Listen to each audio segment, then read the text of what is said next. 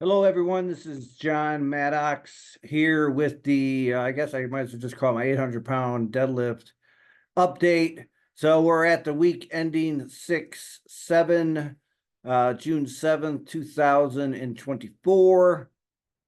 And in regards to this week, so, I didn't deadlift this week. Like you said, this is week number 2 in regards to my training. I am going to mention again, if you want to know what's really going on in the world, go to my other platform, which is communityreviews.org. Great platform. I got a separate podcast over there. Things are going to change after this year, so help you get up to speed. So anyways, with the training week this week, so on Tuesday, I was still a little beat up from Tuesday of the week before. My legs felt a little tired, and I got a lot of rest that weekend. Um, so instead of going up to maybe going a little bit heavier for my negative, I just, as I normally do, right? So I, do my warm up. I like to ride the bike for about a minute and a half to get blood in, loosen up all my joints. And then I usually do a body weight set of squats for like 5 reps. Usually hold on to the rack, just to make sure my hips are doing what they're supposed to do. And then I do singles when I squat. So I do the bar for a single, one plate for a single. This is with the box, right? Two, anyway, I do it just below parallel. So it's the bar, it's 1 plate, 2 plate, 3 plates, 4 plates. Then I did 5 plates and 6 plates, right? Normal squatting. And I went up to the negative and I stayed at 680 because my legs felt a little tired. They actually felt better by Friday than they actually did on Tuesday. Um, and then I did obviously by a hip thrust, which I went up to 500 pounds. I usually pause at the top when I do my last rep. I've been doing triples and I pause my third one like a bridge, right? I hold the bridge up there, for a count of 3. Then I set it back down again. So one-legged leg presses. And then I also do, my crunching machine I use at the gym. I do the hips, pushing the hips out. And then I do the thing where I, put the weight on my thigh and I bring my thigh up, right, to move my hip. I see a lot of people showing this exercise now on YouTube. And the people that show it, they show it by attaching stuff to people's feet and lifting your leg up. That would actually irritate my knees. So I don't do it that way. I put the weight on top of my thigh and then lift my leg up that way. It's the same movement, but it's not putting the stress on your ankles and your knees. It's putting actually up on your thigh and it's moving your hip in the exact same direction. I kind of like that better. So I customize one of the leg curl machines when I want to do it by adding a 5-pound dumbbell into the weight stack. So the weight stack stays higher, so then I can get the pad on the leg curl machine up high enough where I can get my leg under there without having to, pull up the entire weight in that stack and try to support that on my leg. That's kind of hard to do. But if you put the dumbbell in there, then the attachment that hooks to your legs, right, the back of your legs, it actually gets nice and high right up where you can get your legs in there. So then you can actually do the movement and concentrate on it by using your thigh to lift your hip up, right, directly up as you're standing up as you do it. It's a great exercise. I've been using it and I really like it. So it's been making my hips, helping at least with my hips on the days that it actually works. So and then we roll into Friday. And so Friday actually was a pretty good workout. So when I tried my set with 295, I actually slid down the bench, even though I have fabric taped to the bench. The fabric is still there. It was just me trying to adjust my shoulders. I slid down. I didn't feel like pulling myself up. It's sometimes what happens is trying to get my setup, I get frustrated.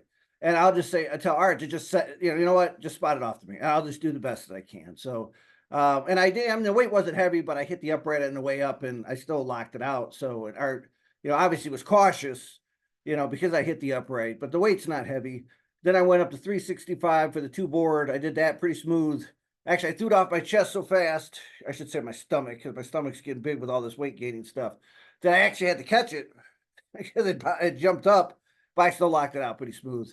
And then I went to 4 or 5, and 4 or 5 felt really well. I mean, I took it down, and then Art helped me a little at the top, but I felt very comfortable with 4 or 5. So hopefully I can get that 4 or 5 soon. That would be the most I've ever board pressed with a 2 board when that happens. And then we go to the bent row. And, when I don't deadlift, my lower back's not tired and my hip felt good. And so I did put up my all-time biggest bent row yesterday, which is 510 pounds. So I was pretty happy with that. And I did my full workout. Felt really good yesterday. So right after that, I did one set of lat pull downs. So I'm going to show you. I trained similar to Mike Mentzer. So, and then what I like to do is I like to do this exercise. You grab the bar and you pull it down as you're standing in front of the lat pull down machine, right? You're standing up, but you grab the bar and you bring it down like this with your arms straight, right? I consider it like a shoulder exercise, but man, after you do your lat pull down, so you can feel your lats when you do that. So I know Dave Tate recommends an exercise similar to that for helping you unrack the weight, right? When you're benching. And then I did my tricep push downs. I did one set. And then I went over and did one set of these, in the machine for, doing your, I don't even know what you call these things, crossovers, but there's the machine where you can do the crossovers, right? And if you flip around backwards on it, then you can do your real delts with that. So did one set there. And then I went over, I did one set of the concentration curls. I did one set of the hammer curls. And by that time I was done. All right. So, but of course I pushed those to failure, right? And so I can't do any more reps is what I try to do. So, and if I hit a rep goal, then the weights will go up. Like right now I'm doing hammer curls with 80-pound dumbbells. Concentration curls I'm doing with 60-pound dumbbells. So, but like I said, I still bent row 510 pounds, which, late 90s, I would never dream of bent rowing that. So the advantage of gaining weight, right? So when your stomach hangs lower, I guess you don't have to pull.